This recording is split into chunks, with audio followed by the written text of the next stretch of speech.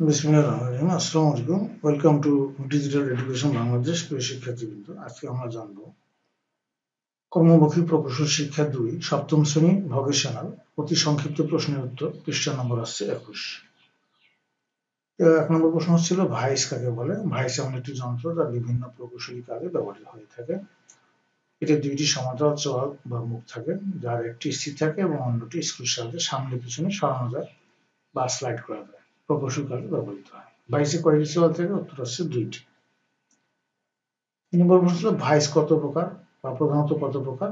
Vice প্রধানত এখানে 7 প্রকার তোমাদের দেখানো আছে। একটা হচ্ছে বেঞ্চ ভাইস, এটা হচ্ছে machine vice, hand vice, universal vice, pipe vice, tool makers vice, আর হলো লেগ ভাইস।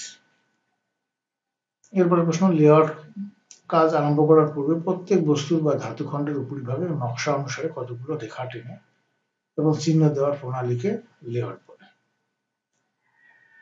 এরপরে প্রশ্ন, সেন্টার হেড কি মানে সেন্টার হেড দিয়ে কি করা হয়? তো সেন্টার হেড দিয়ে কোনো বস্তুর কেন্দ্র মার্কিং করা হয়।